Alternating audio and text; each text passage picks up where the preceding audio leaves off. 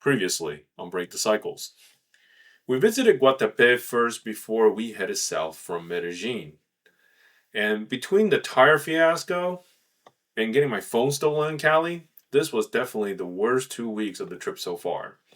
After leaving Cali, we visited the famous church of Ipiales and then finally crossed over into Ecuador.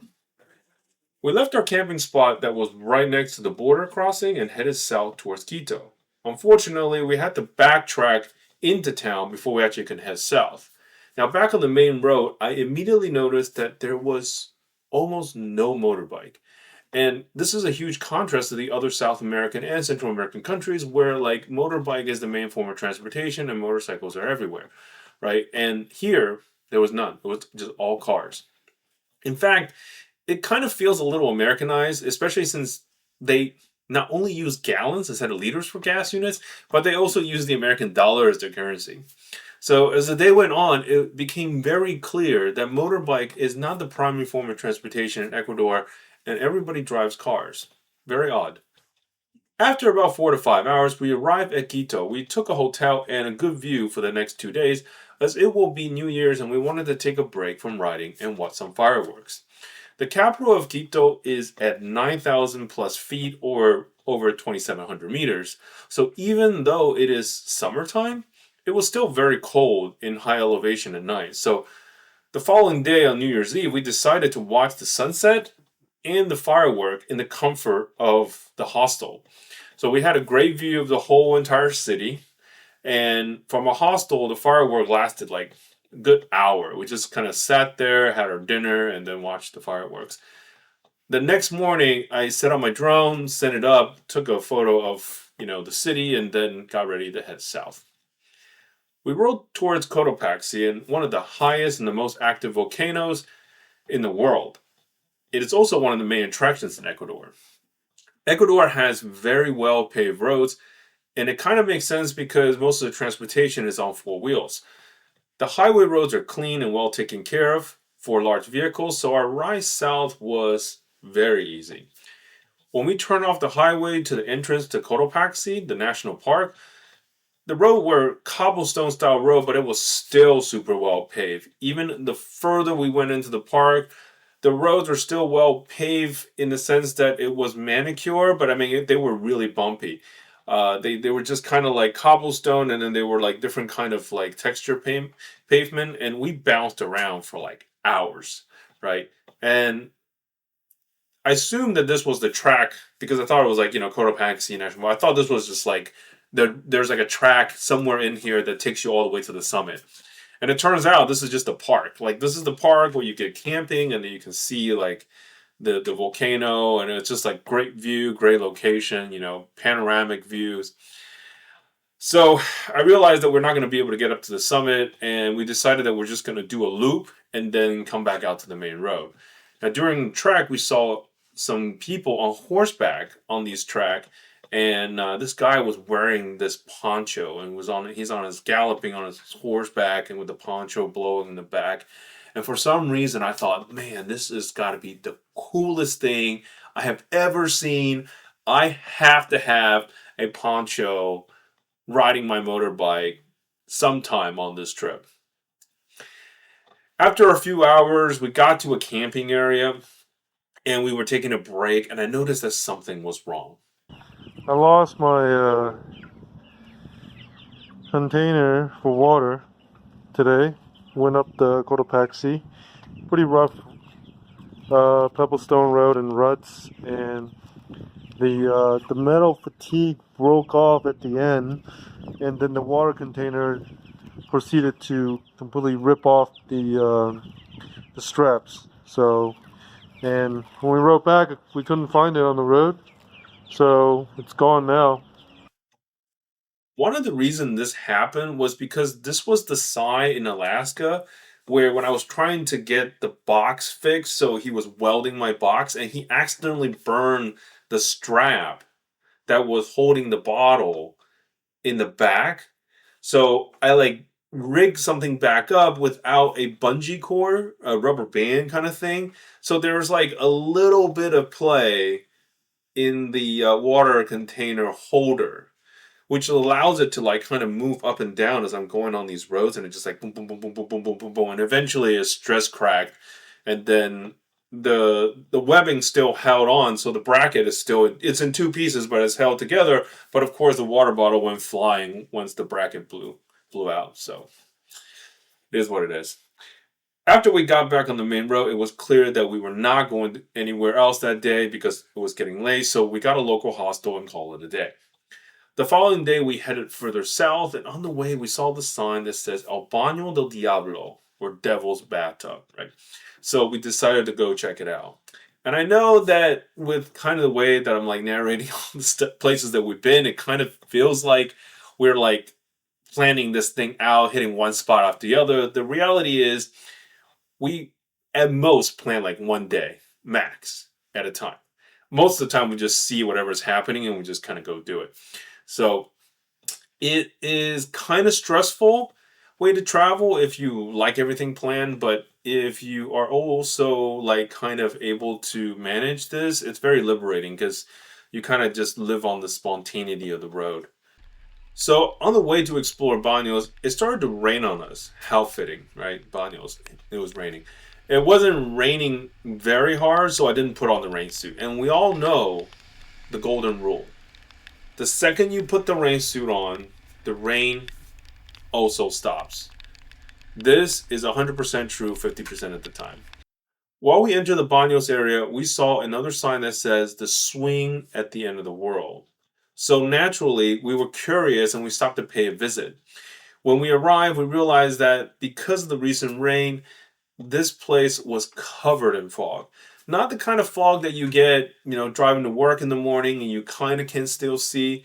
But this is like a horror movie fog, like super dense, covers everything, and then you get like this like abandoned like I don't know park with swings in the back, kind of like feel to it. It was just really weird.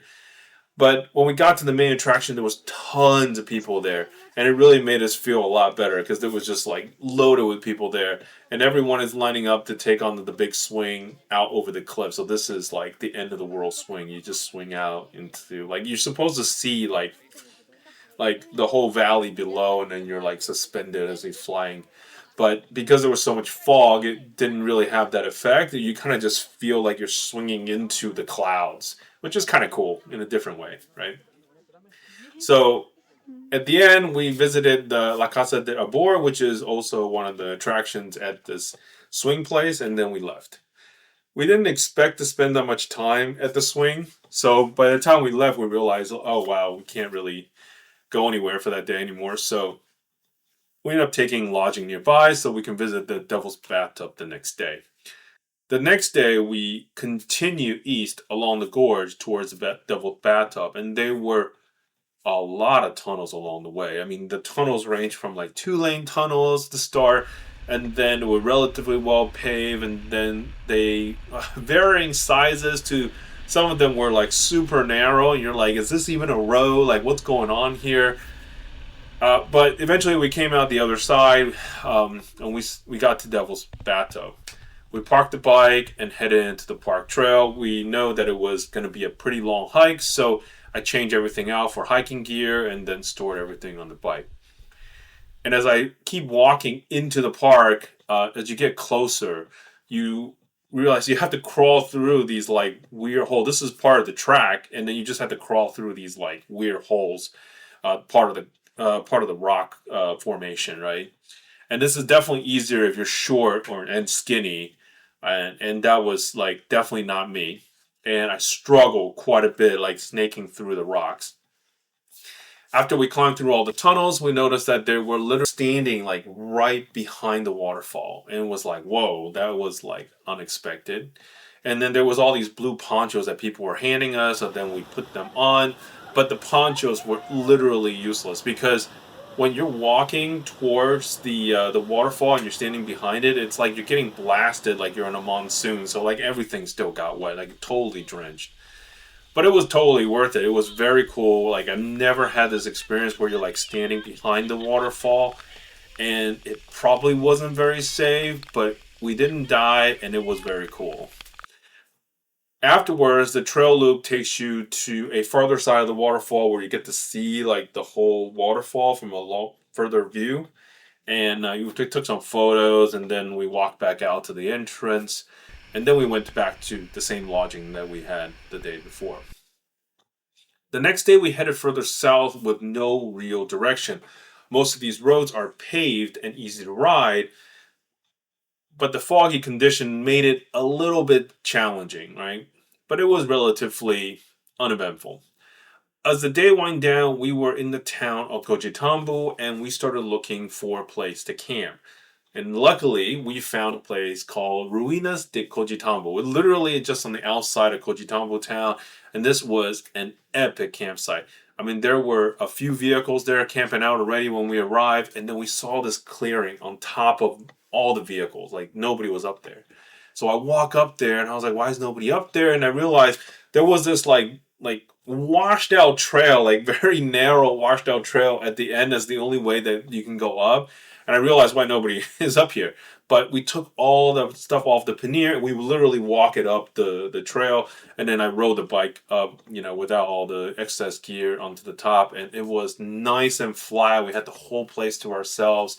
And it was totally worth it because not only were we at the top and we had the whole entire view of the valley unobstructed, we also had like all the privacy. Like nobody was near us. Right. So once we set up our tent, we immediately have like two guests, like just like rushed over. And these two guests literally hung out like they were basically our dogs the whole entire day. We fed them, we hung out, and like they just like hung out next to us. It was pretty awesome. We took some drone shots and we had some good company. The next morning, on the way out from our camping spot, we stopped at the town of Cochitambo and visited some very unique Gothic architecture through the small town. And we continued to head south after we visited that town in the morning. Instead of going to the main border crossing into Peru, we decided that we were going to go the remote jungle route. This is like known as the remote jungle route border crossing. So we headed south, and of course, it was very well paved in the beginning because it was still on the main road. And then the further south we went, the lines on the road soon disappeared.